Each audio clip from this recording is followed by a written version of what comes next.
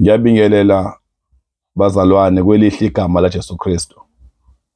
Lo khulumayo uReverend Sabethe ngaphansi kwebandla leZulu United Congregational Church eMaranhill, ngaphansi kwam-Archbishop DM Zondi eMfoti. Namhlanje ngizoshaya isihlava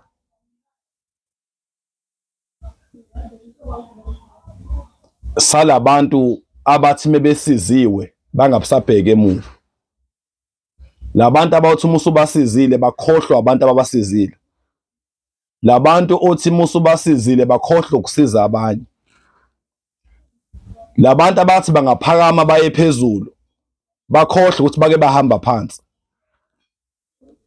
Kwakunendoda ngelinye ilanga yayisingaboni emahlweni iminyaka engaphezulu kwa-30. uNkulunkulu eyiblessile le ndoda ngayo yonke into ongayicabanga, ney'ngubo ezinhle nawo konke okuhle bukhazikhazi. Yayishintsha yonke into yokugqoka, ikuthenga lokhu nalokhu, but there's only one thing engayishintshi, kwakuyinduku. Ngelinye ilanga uNkulunkulu wayivakashela ngoba yayiloku ibhizi ikhuleka le ndoda, ithi cela Nkosi ungenzele konke ngibone ukuze ngibone ubukhazikhazi bezinto engiyithengayo.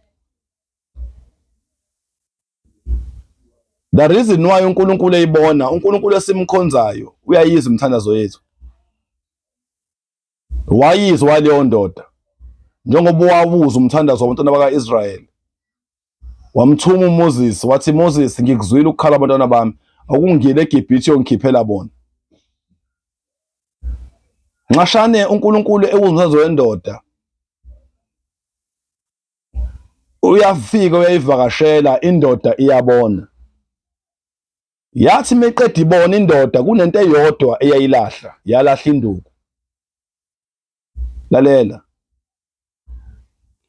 uma zikulungela izinto ungakhohlwa ukuthi uphumaphi. Uma zikulungela izinto ungakhohlwa abantu abake bakusiza. Uma zikulungela izinto bheka emuva ngisho ekhaya, bheka ebandleni lakho, siza abanye nawe.